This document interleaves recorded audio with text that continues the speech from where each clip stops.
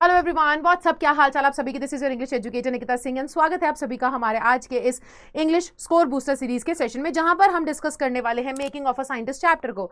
अब बच्चों देखो, ये जो चैप्टर है ये मुझे पता है एक तो है तो बहुत important chapter, but I know कि आप लोगों को बहुत ज्यादा परेशान करता है क्योंकि ये चैप्टर बायोग्राफी है। इसके अंदर ना कोई कहानी नहीं है, बहुत ही क्यूटसी सी कहानी हो, भूली की कहानी हो, मैडम राइड्स द बस जैसे वल्ली की कहानी हो। यहाँ पे जो कहानी है वो एक साइंटिस्ट की है और ये रियल कहानी है। यहाँ पर बहुत ही टेक्निकल टर्म्स यूज हुए हैं। यहाँ पर साइंटिफिक डिस्कवरीज के बारे में बात हो रही है। यहाँ पे एक बच्चा, उसे क्या माहौल मिला, कैसे वो साइंटिस्ट बन पाया, बचपन से क्या माहौल था, उस माहौल ने कैसे मदद करी और जिंदगी में उन्होंने कहाँ कहाँ पे क्या क्या स्ट्रगल किए, क्या क्या उन्होंने अचीवमेंट्स करी जिसकी वजह से जाकर के वो साइंटिस्ट बने। बहुत ऐसी टेक्निकल बातें हुई हैं जो कि मेरे बच्चों को बहुत परेशान करती हैं। वो कहते हैं मैम ये चैप्टर हमें अच्छा नहीं लगता, नेल्सन मंडेला की तरह। तो यहाँ पर इस चैप्टर को इंटरेस्टिंग बनाने के लिए, और देखो बेटा एग्जाम्स के लिए पढ़ना जरूरी है, तो इस चैप्टर को बहुत ही कम टाइम में जो इस चैप्टर का क्रक्स है, जो इंपॉर्टेंट चीज है, वो आपको समझाने के लिए आज के इस वीडियो के अंदर मैं आप लोगों के साथ mind map, keywords and key phrases, character sketch और central idea theme of the chapter discuss करूंगी। So basically complete summary under 15 minutes आपको मिल जाने वाली है। तो शुरू करते हैं बिना किसी देरी के, ठीक है। सबसे पहले आ जाते हैं हम हमारे माइंड मैप पर। बेटा यहाँ पे जो कहानी है, ये कहानी किसकी है? ये है कहानी रिचर्ड ई ब्राइट की, जो कि बचपन से ही उन्हें बटरफ्लाइज कलेक्ट करना बहुत पसंद था। वैसे तो उन्हें बहुत सारी चीजें कलेक्ट करना पसंद था, उनमें से एक था बटरफ्लाइज। बटरफ्लाइज को कलेक्ट करना बहुत पसंद था, मोनार्क बटरफ्लाइज को वो कलेक्ट किया करते थे, ठीक है। अब यहाँ पर ना वो बताते हैं कि उनकी जो मदर है, उनकी जो मम्मी है, वो भी उन्हें बहुत मदद करती थी किस चीज में, कि वो बटरफ्लाइज कलेक्ट कर सके, या फिर बटरफ्लाइज कलेक्ट नहीं बल्कि उनकी मम्मी ने उनको हर काम में एनकरेज किया है। उन्हें बचपन से दिख रहा था कि ई ब्राइट का ध्यान ज्यादा किस चीज में है, उस बच्चे का झुकाव किस चीज में, इंक्लिनेशन किस चीज में, और जो उस बच्चे का इंटरेस्ट था उस इंटरेस्ट में उसको आगे एनकरेज किया ताकि वो उस इंटरेस्ट में और ज्यादा आगे बढ़ सके एंड अपना बेस्ट कर सके, ठीक है। सो यहाँ पे हमें देखने को मिलता है कि रिचर्ड ई ब्राइट को साइंस में बहुत इंटरेस्ट था और वहीं पर उनकी मम्मी का अलग अलग बुक्स लाना, ट्रिप्स पे ले जाना, टेलीस्कोप्स, माइक्रोस्कोप्स लेकर के आना, बेसिकली वो हर एक चीज अवेलेबल रखना उस बच्चे के लिए जिससे उस बच्चे का इंटरेस्ट वहां खत्म ना हो और भी ज्यादा डेवलप हुए, ताकि आगे जाकर के वो और अच्छा कर सके। तो यहीं से हमें समझ में आ गया था कि सबसे पहला तो जो रोल था वो मम्मी का इतना तगड़ा रोल था उनकी लाइफ में कि उन्हीं के सपोर्ट की वजह से इनिशियल दिनों में कि वो इतना ज्यादा पुश उनको मिला और लाइफ में आगे जाकर के इतनी बड़ी साइंटिफिक डिस्कवरी करी और वो साइंटिस्ट बन पाए, ठीक है। यहाँ पे ट्रैवल्स ऑफ मोनार्क एक्स एक बुक थी जो रिचर्ड ई ब्राइट की मम्मी ने उनको दी थी। अब उन्होंने हुआ क्या था ना कि उन्होंने ना अपने आसपास के एरिया में, ठीक है, पेंसिल्वेनिया के एरिया में जितनी बटरफ्लाइज थी वो कलेक्ट कर चुके थे। उनको बटरफ्लाई कलेक्शन अच्छा लगता था, कलेक्ट करना पसंद था। सो उनकी मम्मी ने, अब उनके पास कुछ बचा ही नहीं था, करूं तो क्या करूं, सारी बटरफ्लाइज तो मैंने कलेक्ट कर ली। यहां पर उनकी साइंटिफिक जर्नी जो है, साइंटिस्ट की जर्नी बंद हो जाती, खत्म हो जाती। उनकी मम्मी ने उनको एक बुक ला कर दी, ट्रैवल्स ऑफ मोनार्क एक्स। ये जो मोनार्क एक्स है ना, ये एक टाइप की बटरफ्लाई होती है। इसकी वजह से उनकी जिंदगी में वो कहते हैं कि एक नया दरवाजा खुल गया था साइंस की दुनिया में। होता क्या है कि वहां पर ना ट्रैवल्स ऑफ मोनार्क एक्स में बताया था कि ये जो मोनार्क बटरफ्लाइज हैं कैसे माइग्रेट करती हैं।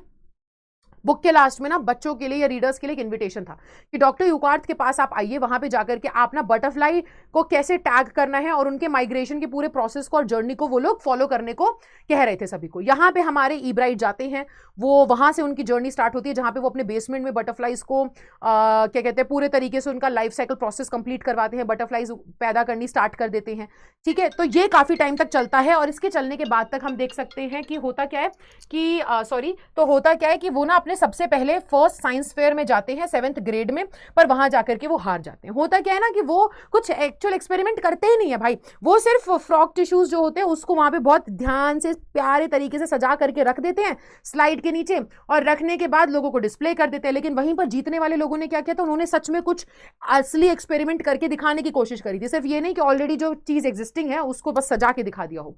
तो यहां से उन्हें समझ में आया कि मुझे कुछ एक्स्ट्रा करना पड़ेगा, एफर्ट्स मारने पड़ेंगे। वहां से वो डॉक्टर यूकार्थ को लिखते हैं लेटर और बोलते हैं कि आप मुझे आइडियाज दीजिए।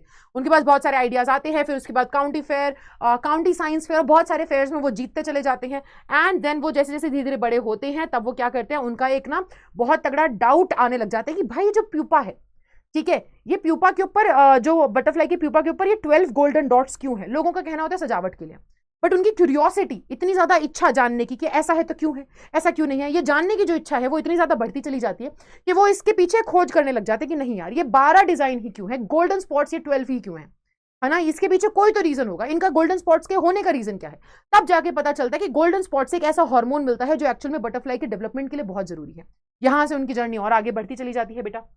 जब उनकी जर्नी यहाँ से और आगे बढ़ती चली जाती है तो फिर अल्टीमेटली वो जाकर के कैसे सेल डीएनए रीड करता है, इन सब चीजों के ऊपर एक बहुत बड़ी डिस्कवरी करते हैं और एक बहुत बड़े, ठीक है, जर्नल में उनकी जो डिस्कवरी है, उनकी जो थियोरी है वो छपती है, जो कि आज तक कभी नहीं हुआ था कि एक स्टूडेंट के पेपर को, एक स्टूडेंट के रिसर्च को छापा जाए उस पेपर के अंदर। यहाँ पे ना उनके जो टीचर हैं, ठीक है, हमारे मिस्टर वेयर भी बोलते हैं कि यार हमेशा से ना भी जो बच्चा है ये बहुत ही मेहनती रहा है, और वो बोलते हैं कि आज वो इतना बड़ा साइंटिस्ट बना है, उसके पीछे 3 इंग्रेडिएंट्स हैं। एक ये कि वो जीतना चाहता है लाइफ में, और अच्छे रीजंस के लिए, ऐसे नहीं कि मेरे को दूसरों को हराना है, वो अपने आप को बेहतर करना चाहते हैं चीजों में, तो वो जीतने की इच्छा रखते हैं, क्यूरियोसिटी, और बहुत ही ब्राइट माइंड है, और यही इंग्रेडिएंट्स हैं जिससे वो बनते हैं एक बहुत ही बढ़िया साइंटिस्ट। तो बेटा ये आपका एक बेसिकली माइंड मैप है। अगर हम आगे बढ़ेंगे तो यहाँ पे जो थीम आती है चैप्टर की, so the theme of the chapter is encourage and support. Encouragement, उनकी मम्मी से उनको हमेशा एनकरेजमेंट मिला, डॉक्टर यूक्वार्ट का साथ होना, मिस्टर वेयर का साथ होना, तो लाइफ में बहुत ही सपोर्टिंग एनकरेजिंग एनवायरमेंट था, जिसकी वजह से वो आगे लाइफ में बढ़ पाए। क्यूरियोसिटी एंड लर्निंग, खुद से बच्चे के अंदर बहुत जिज्ञासा थी जानने की, ऐसा क्यों है, ऐसा क्यों नहीं है, सीखने की इच्छा थी, तो उन्होंने सीखा। हार्ड वर्क और डेडिकेशन, ठीक है, जितना भी मेहनत थी, डेडिकेटेड थे चीजों को करने के लिए, यहां से ही वो साइंटिस्ट बन पाए थे। बेटा अगर हम यहाँ पे कैरेक्टर स्केच की बात करें तो सबसे पहले हमारे पास आ जाते हैं हमारे मिस्टर ई ब्राइट। ये है ई ब्राइट, इनको देख लीजिए एक बार आप। ई ब्राइट के बारे में बात करें, डिटरमिन्ड है, इंटेलिजेंट है, इनोवेटिव अप्रोच लगाते हैं, और मल्टी टैलेंटेड इंसान है। सिर्फ साइंस की दुनिया में नहीं, उसके अलावा भी उन्हें बहुत कुछ पसंद है, डिबेट्स वगैरह बहुत पसंद थी उनको, ठीक है। इसके अलावा अगर हम बात करें तो डॉक्टर ई ब्राइट की जो ममा है, उनके बारे में अगर बात की जाए तो बेटा सपोर्टिव है, एनकरेजिंग है, रिसोर्सफुल, जुगाड़ करके बच्चे को जो चाहिए सब ला दिया करती थी ताकि उसका सीखना, लर्निंग प्रोसेस खत्म ना हो, एंड डेडिकेटेड है, ठीक है। अब यहां से अगर हम आगे बढ़ें, कीवर्ड्स एंड की फ्रेजेस पे आ जाएं, तो बेटा यहाँ पे रिचर्ड ई ब्राइट कहाँ रहते थे, रीडिंग पेंसिल्वेनिया में रहते थे। यंग एज से उन्हें बटरफ्लाई कलेक्ट करना पसंद था। मतलब अगर उनकी इनिशियल लाइफ के बारे में क्वेश्चन आएगा तो आप यहाँ से उठाएंगे कि कैसे उन्होंने ना लोकल बटरफ्लाई सारी कलेक्ट कर ली थी, तब जाके उनकी मम्मी ने उनको एक travels of monarch x butterfly के ऊपर जो बुक है वो ला के दी। फिर आप बता सकते हो कि उनके साथ रियल एक्सपेरिमेंट वाला पहला एक्सपीरियंस क्या था, जहां पे उन्हें समझ में आया कि भाई मुझे रियल एक्सपेरिमेंट्स करने हैं, और उनकी एक्सपेरिमेंट्स की जर्नी स्टार्ट हुई। तो आप बताओगे जैसे 7th ग्रेड में वो काउंटी साइंस फेयर में हार गए थे क्योंकि उन्होंने कोई रियल एक्सपेरिमेंट नहीं किया था, वहां से ही started his journey. Curiosity, hard work, सेल लाइफ के ऊपर काम करना, तो ये आपका आंसर बनेगा। सो ये था आज का आपका वीडियो, जिसमें हमने मेकिंग ऑफ अ साइंटिस्ट पूरे चैप्टर को डिस्कस कर लिया है। मेरा नाम है निकिता सिंह, मैं हूं आपकी इंग्लिश एजुकेटर। आई होप आपको ये वीडियो अच्छा लगा होगा। बेटा इस वीडियोज ऐसी बहुत सारी वीडियोज बनी है पूरे चैप्टर के ऊपर। हमने पूरा फर्स्ट फ्लाइट, जिसमें पोम्स और चैप्टर्स दोनों, ठीक है, और फुटप्रिंट्स विदाउट फीट, पूरी बुक खत्म कर ली है। इस प्लेलिस्ट बनी हुई है, चैनल पे जाकर के आप प्लेलिस्ट देख सकते हो, ठीक है। और प्लेलिस्ट को बढ़िया से फॉलो करो। सारी वीडियोस 15 सारे चैप्टर्स 15 मिनट में खत्म करे हैं, जहां पे keywords, mind map, character sketch, theme, सब कुछ डिस्कस किया गया है। सो मैं आपसे मिलूंगी अगली वीडियो में, तब तक के लिए bye bye, take care, thank you so much.